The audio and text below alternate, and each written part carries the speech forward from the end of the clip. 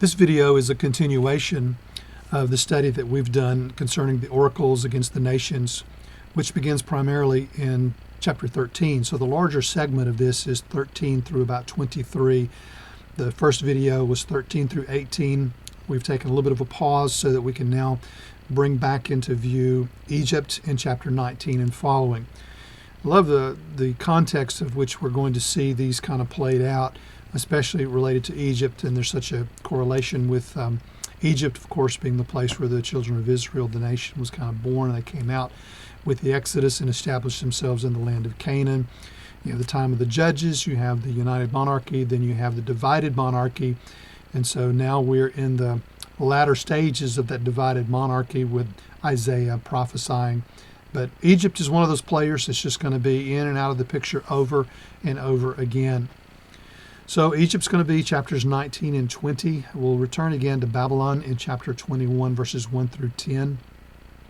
Edom is going to be 21, verses 11 through 12, a very, very short pericope or strophe or movement, or however we want to say that. Arabia is 21, 13 through 17. Jerusalem, 22, verses 1 through 25. You have a whole chapter here that's going to deal specifically with Jerusalem. So it may seem a little bit odd that you have nestled into these oracles against the nations that all of a sudden Jerusalem is pitched back in there. But, you know, the oracles are kind of placed in such a way as to just give you snapshots of what God is saying about the different nations at different times. And Jerusalem kind of fits into this. Tyre in chapter 23, verses 1 through 18. And you will be acquainted with, or should be shortly, my video related to Isaiah 14 and Ezekiel 28. Whereas in Ezekiel 28, we do a discussion of the king of Tyre, the consideration of that particular oracle, whether that's about a historical figure, perhaps more indicative of a national season, or perhaps even it could be indicative of something of the heavenly sphere, the more cosmic experience whereby Lucifer, the Hasatan, the Diablos, fell from heaven and was cast out of heaven. So again, these are the ones: Egypt, Babylon, Edom, Arabia, Jerusalem, and then Tyre, and that'll carry us through 23. Let's look more closely at these chapters, beginning with Egypt, and we have chapters 19, and at the bottom of the page you see chapter 20. There's a significant movement that happens in verses 1 through 4, 5 through 10, 11 through 15, and 16 through 25. And I've given you some of my thoughts related to this as, for instance, the Lord is victor in verses 1 through 4, the disaster of drought, the confusion of the wise, the demise of the Egyptians in 16 through 25. And all of that is going to be focused upon the sovereignty of God over Egypt.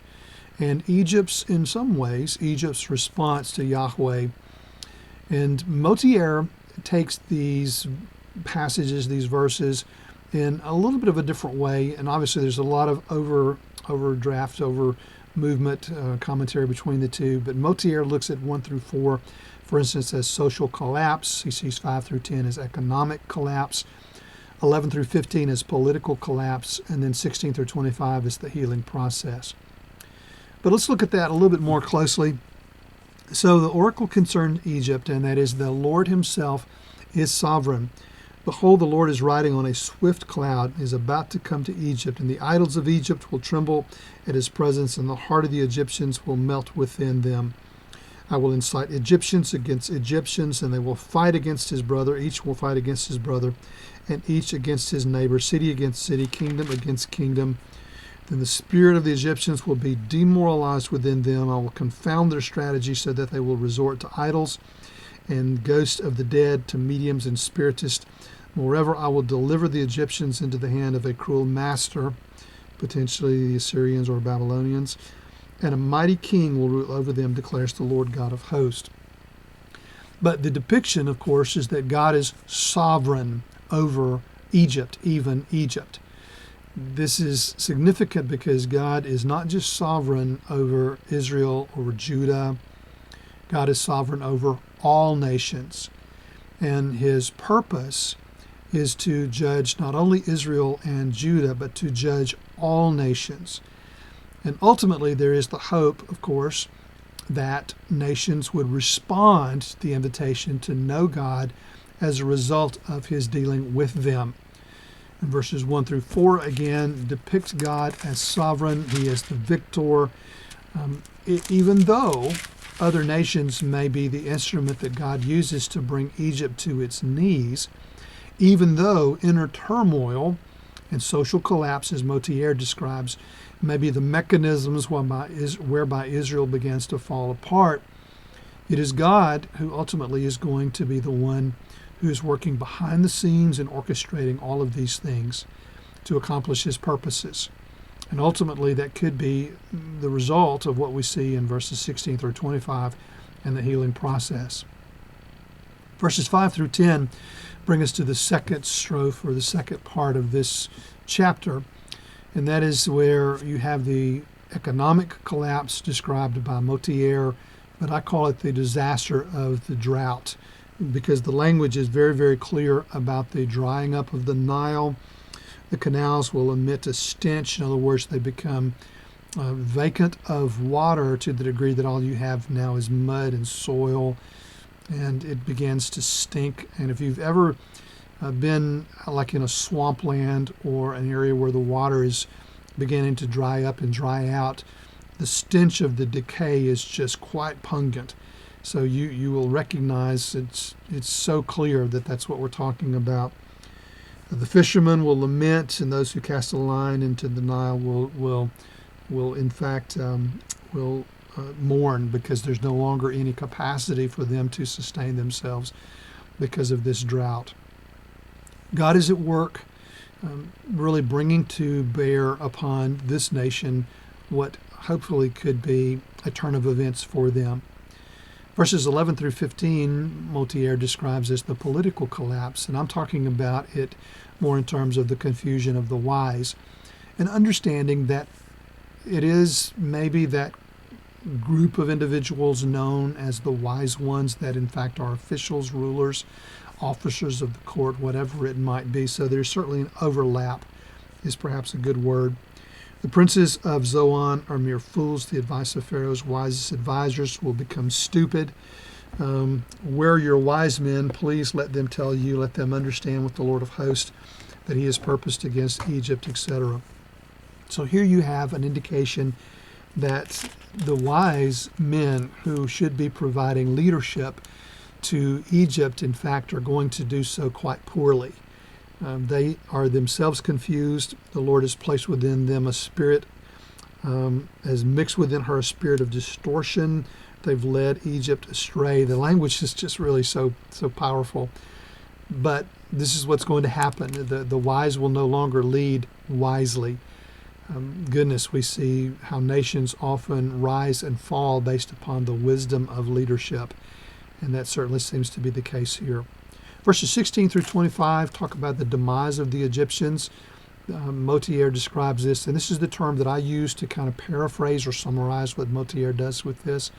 He calls it the healing process, or I call what he describes it as the healing process. But I think what we see is that in verses 16, 18, 19, 23, and 24, we have the repetitive framework yet again, the introduction of strophes using in that day, in that day, in that day, in that day, and the fifth time, in that day. And the sequence logically lays out here that this is going to move Egypt, the Egyptians, from a place where they are broken. As you've heard previously, they've experienced drought. The wise are confused. They're not leading well.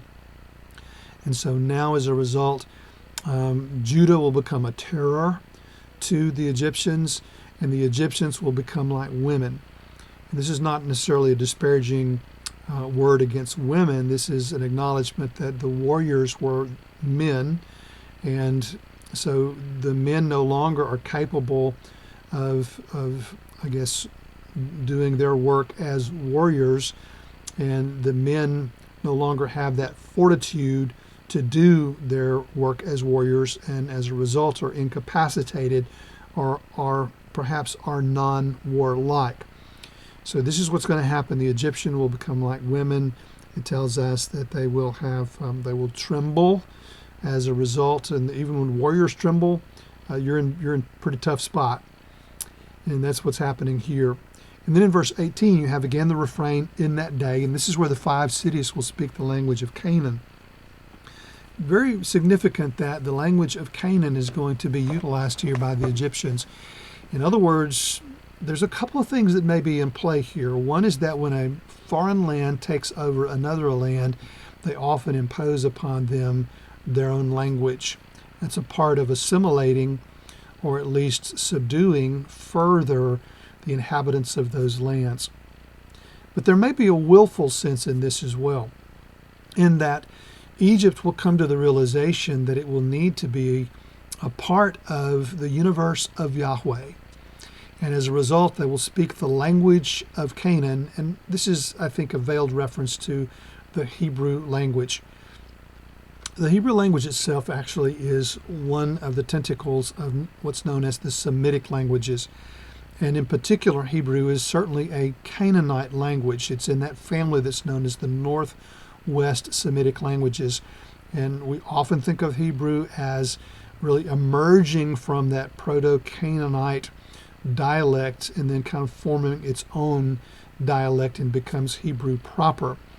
And we see that developing, I think, quite clearly, especially as the children of Israel come back into the land. But I think it's also likely that the time before then shows the development of the Hebrew language as they are in Egypt. Ironically, here in Egypt, where the Hebrews were imposed to learn the language of the Egyptians, now you have the tables turned, where the Egyptians it's an imposition on them, but also maybe a willing desire on their part to learn the language of Yahweh, the language of the Hebrew people, again, which in the larger sense would have been one of the Canaanite dialects. Following up with that in verse 18 is the sense that they will, in fact, swear allegiance to the Lord of hosts. I think that is a tip of the hand to the fact that they will give their loyalty to Yahweh. They will become interested in the things of Yahweh, speaking the language of Yahweh. Verse 19, in that day, even indicates that there will be an altar to the Lord in the midst of the land of Egypt, and a pillar to the Lord near its border.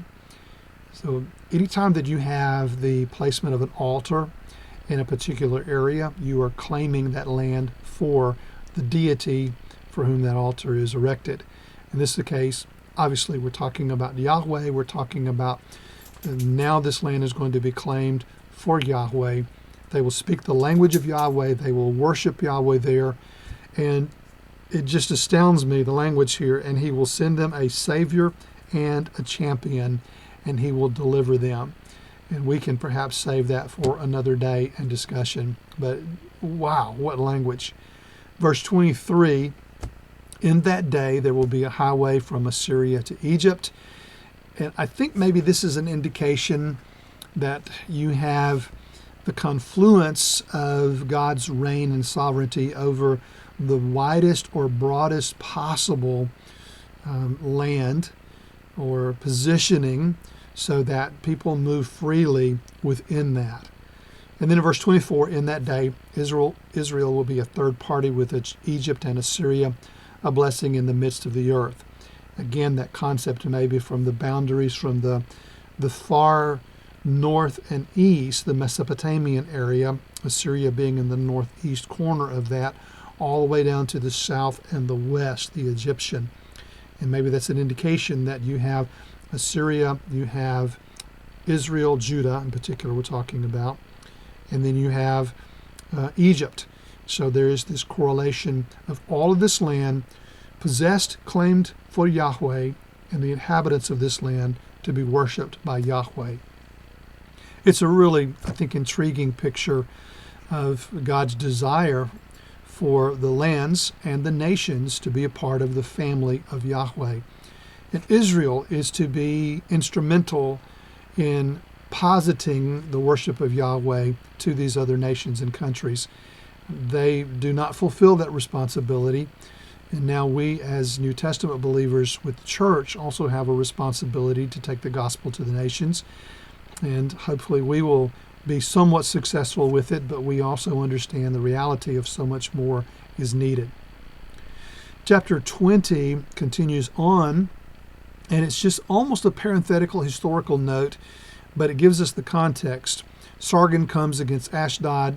Isaiah was to symbolically prophesy by going naked and barefoot for 3 years to speak of what will happen to Egypt. The end result, of course, is that Judah should not trust in Egypt for an alliance. So there's a kind of a parenthetical note historically as to what's going on there. Setting-wise, maybe a little difficult to know exactly when we're talking about, but maybe we're still interplaying in that 711, 715, 711, 701 period, or maybe we're talking about something that is yet in the future. See, there's another thought here that propels us over into chapters 24 through 27, where Dr. Hullinger and I talk about the potential for those chapters 24 through 27 to be somewhat descriptive of the millennium. Very interesting and could pose some interesting discussion as well. Moving a little bit more quickly through the remaining portions, we see that we have in chapter 21, verses 1 through 10, we have the oracle related to Babylon. Once again, Babylon is going to be a recurrent theme, whether the physical Babylon or whether the spiritual Babylon that's going to be portrayed a little bit later.